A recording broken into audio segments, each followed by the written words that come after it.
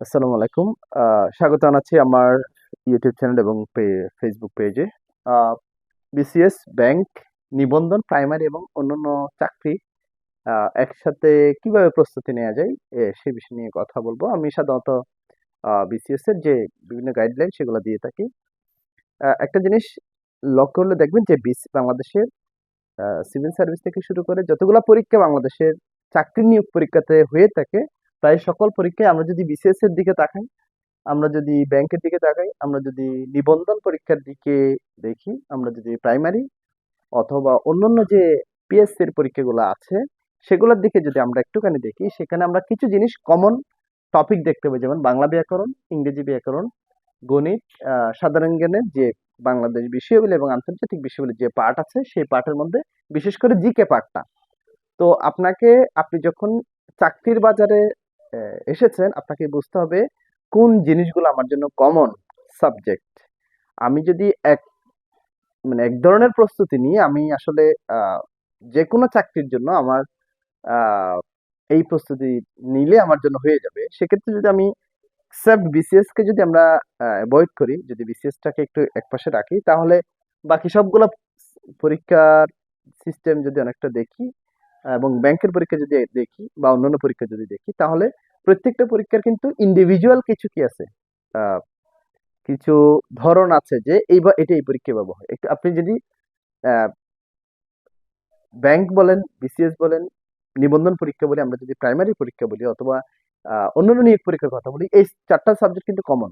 আপনাকে এই চারটা সাবজেক্ট বাংলাদেশের চাকরির বাজারে একটা চাকরি পাওয়ার জন্য আপনাকে এই চারটা সাবজেক্ট অবশ্যই ভালোভাবে পড়তে হবে। আমি যদি প্রথমে বাংলার কথা বলি, বাংলাদেশের এমন কি কোনো পরীক্ষা আছে যেখানে বাংলা প্রশ্ন অ্যাভয়েড করে পরীক্ষা প্রশ্ন হয়েছে? কোন চাকরি পরীক্ষা আছে কি?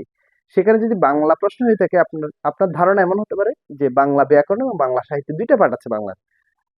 আপনি যদি বেশিরভাগ পরীক্ষা দেখবেন, আপনি যখন প্রশ্ন দিয়েছে তখন দেখবেন আপনার 20 নাম্বার যদি বাংলা প্রশ্ন দেওয়ার একটা মানবন্টন থাকে, সেক্ষেত্রে কিন্তু আপনি প্রায় 15 নাম্বার হচ্ছে কি বাংলা ব্যাকরণ দিয়েছে, আর হচ্ছে কি 5 নাম্বার হয়তো বা বাংলা সাহিত্য দিয়েছে, এবং এই বাংলা সাহিত্য প্রশ্নগুলো হচ্ছে এজ ইউজুয়াল প্রশ্ন, যেগুলো আপনি অ্যান্সার দিতে পারবেন।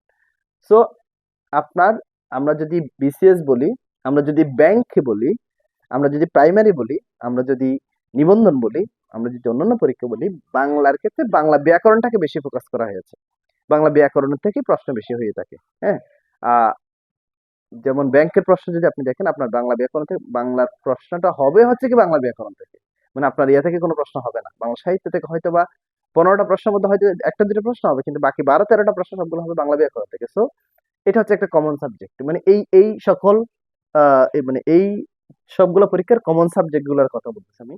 যে ইংরেজি ব্যাকরণ দেখেন, ওই ইংলিশ ল্যাঙ্গুয়েজ যেটা আছে, যে articles, preposition, parts of speech, তারপর হচ্ছে কি ন্যারেশন, ভয়েস, আর্টিকেল, মানে প্রত্যেকটা টপিক কিন্তু আপনার প্রায় সবগুলো পরীক্ষাতেই দিয়ে থাকে, এবং যেখানে ইংলিশ লিটারেচার আসে খুব কম। হ্যাঁ, এরকম পরীক্ষাগুলোতে। তাহলে আপনি ইংরেজি ব্যাকরণ দেখে দেখেন, আপনি ইংরেজি ব্যাকরণটা আপনি যদি বাংলাতে বিসিএস পরীক্ষা দেখেন, আপনি ইংলিশ ল্যাঙ্গুয়েজের কথাটা আসে 20 নাম্বারের। আবার যদি আপনি ব্যাংকের দিকে দেখেন, সেখানে হচ্ছে কি ইংলিশ ল্যাঙ্গুয়েজের যেগুলো number, gender, parts of speech, তারপর হচ্ছে ন্যারেশন, ভয়েস, আর্টিকেল, এই যে জায়গাগুলো থেকে প্রশ্ন হয়ে থাকে এই ব্যাংক। নিবন্ধন পরীক্ষা দেখেন, ওখানে 25 নাম্বার ইংলিশ যদি পার্ট থাকে, সেখানে 25 নাম্বার বা 20 নাম্বার যদি ইংরেজি পার্ট থাকে, সেখানে প্রায় আহ, যদি 25 নাম্বার থাকে, সেখানে 20 নাম্বার হচ্ছে কি ইংরেজি ব্যাকরণ থেকে, মানে ইংলিশ গ্রামার থেকে, টপিক গুলো থেকে প্রশ্ন দিতে হয়। আর লিটারেচার থেকে প্রশ্ন দেয় হচ্ছে কি সামান্য, অথবা ওয়ার্ড, মানে আপনার সিনোনিম অ্যান্টোনিম, এই জায়গা থেকে প্রশ্ন দেওয়া হচ্ছে কি সামান্য। তারপর হচ্ছে গণিত, খুবই ক্রুশাল পয়েন্ট। বাংলাদেশে যেই স্টুডেন্ট বা যে ক্যান্ডিডেট, যে প্রার্থী, যে গণিত এক্সপার্ট, যে বাংলাদেশের চাকরির বাজারে গণিত পারবে, তার জন্য বাংলাদেশের বাজারে চাকরির কোনো অভাব নাই। যেমন আপনি একটু দেখেন যে আপনি যদি প্রথমত এখানে একটা কথা বলে রাখি, যে গণিতে খুব এক্সপার্ট, যে গণিতে খুবই ভালো, গণিত বা ম্যাথমেটিক্সে ভালো, সে অবশ্যই ব্যাংকের প্রস্তুতিটা বিসিএস এর চেয়ে আগে প্রস্তুতি নিতে বলবে। তাহলে সেই যদি এরকমই হয়ে থাকে, যদি এরকমই হয়ে থাকে, যদি এরকমই হয়ে থাকে, তাহলে সেক্ষেত্রে তার ব্যাংকের প্রস্তুতি নিতে হবে। যেমন তাহলে এই গণিত প্রশ্নটা আপনি যদি দেখেন, যে যেমন আমরা যদি তাকাই আহ, বাংলাদেশের বিসিএস এর প্রিলি এবং রিটেন, এই জায়গাতে যে ম্যাথ গুলো আসে, হায়ার ম্যাথ থেকে প্রশ্ন হয়। আর ইংলিশ বাংলাদেশ ব্যাংকের এডি বা ব্যাংকের যে কোনো চাকরি পরীক্ষা, সোনালী ব্যাংক, সিনিয়র অফিসার, রূপালী ব্যাংক, অগ্রণী ব্যাংক বা আদার্স, হ্যাঁ, যে ব্যাংকগুলো আছে সরকারি ব্যাংকগুলো বা প্রাইভেট ব্যাংকগুলো, মানে ব্যাংকের চাকরিতে আপনার একটা ম্যাথমেটিক্যাল যে টার্মস গুলার নাম্বার থাকবে বেশি প্রশ্নের মান বন্টনে, সেক্ষেত্রে শুধু ম্যাথটা থাকবে না, আপনার ম্যাথটা হচ্ছে ইংলিশ ভার্সনে ম্যাথ হয়ে যাবে। সো এই জায়গাতে হচ্ছে কি গণিতটা খুবই গুরুত্বপূর্ণ, যে ব্যাংক বলে আমরা প্রিলি বলি, বিসিএস বলি বা অন্যান্য চাকরি পরীক্ষা বলি, এবং নিবন্ধন এবং প্রাইমারি পরীক্ষাগুলোতে যে 25 নম্বর বা 20 নম্বরের ম্যাথ দিয়ে বসে থাকে। সো আপনাকে এই জায়গাতে কমন সাবজেক্ট ম্যাথের একটা বিষয়, ম্যাথের পার্টটাকে আপনাকে মাথায় নিয়ে কিন্তু আপনার প্রস্তুতি শুরু করতে হবে। তারপর হচ্ছে কি জিকে বাংলাদেশ, বাংলাদেশের জেনারেল নলেজ বা বাংলাদেশ অ্যাফেয়ার্স, বাংলাদেশ বিষয়াবলী বা আন্তর্জাতিক বিষয়াবলী, দুইটা পার্টের মধ্যে বাংলাদেশের আমরা বিসিএস এর ক্ষেত্রে হচ্ছে কি দুইটা পার্টে আসে, বাংলাদেশ বিষয়াবলী এগুলো সাধারণ জ্ঞান, আর এগুলো হচ্ছে আন্তর্জাতিক বিষয়াবলী বা ভূগোল।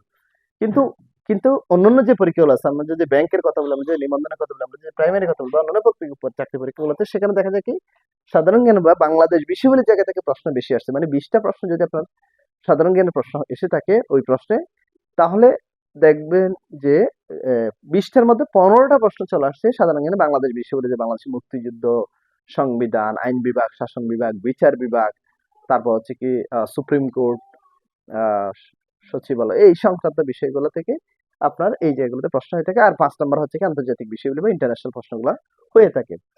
এইটা হচ্ছে কি কমন জিনিস, এই জায়গাটা যদি আপনি ফোকাস করতে পারেন তাহলে কিন্তু আপনার সবগুলা সবগুলা পরীক্ষায় একটা ভালো করার সম্ভাবনার পসিবিলিটি অনেক বেড়ে যায়। এখানে আরেকটা বিষয় বলে রাখি, যেমন বিসিএস টা যখন বিসিএস টা যেহেতু 10টা সাবজেক্টের পরীক্ষা, এখানে কিন্তু আপনার এই সাবজেক্টের পাশাপাশি আরো আরো তো সাবজেক্ট আছে। আমার এই পরামর্শ হচ্ছে এই জন্য যে আপনি যখন বিসিএস থেকে শুরু করে অন্য চাকরি পড়াশোনা করবেন, বা আপনি অনেকেই টার্গেটটা বড় করেন না, যে বিসিএস পর্যন্ত আপনি নিবেন না বা ব্যাংক পর্যন্ত যাবেন না বা ওই চাকরির জন্য না, বা আপনার খুব দ্রুত চাকরি লাগবে, সেক্ষেত্রে তো আপনি হচ্ছে কি এইগুলাকে আগে ফোকাস করে আপনি এখান থেকে একটা চাকরি জোগাড় করে দেন হচ্ছে পরের প্রস্তুতি আপনি শুরু করতে পারেন। তো এগুলো হচ্ছে কমন বিষয়। আহ আপনি যদি ব্যাংকের প্রস্তুতি নিতে চান, আপনি যদি বিসিএস এর প্রস্তুতি নিতে চান, আপনি যদি নিবন্ধনের প্রস্তুতি নিতে চান, আপনি যদি মন্ত্রণালয়ের অন্যান্য গুরুত্বপূর্ণ যে কোনো একটা পরীক্ষার প্রস্তুতি নিতে চান, প্রাইমারি পরীক্ষা যে কোনো পরীক্ষা, তাহলে আপনি প্রস্তুতি শুরু করেন। কিন্তু এই সাবজেক্টগুলো আপনাকে অবশ্যই, সবগুলা সাবজেক্টের মধ্যে এই সাবজেক্টগুলো আছে বলে আপনি আগে এগুলো দিয়ে শুরু করবেন। সো যদি চাকরি পেতে চান তাহলে নিজেকে হার্ড অ্যান্ড সোল পরিশ্রম করেন, এবং শুধু পরিশ্রম করলে হবে না, আপনি অবশ্যই সঠিক ওয়েতে পরিশ্রম করে কোন দিকে কোন চাকরি জোগাড় করবেন, চাকরি নেবেন, সেটাকে টার্গেট করে আপনি আপনার প্রস্তুতি সম্পন্ন করবেন। আশা করি ভিডিওটা ভালো লেগেছে। ইনশাল্লাহ পরের ভিডিওতে আপনাদের সাথে আবার দেখা হবে। সবাই ভালো থাকবেন, সুস্থ থাকবেন। আল্লাহ হাফেজ। আসসালামু আলাইকুম।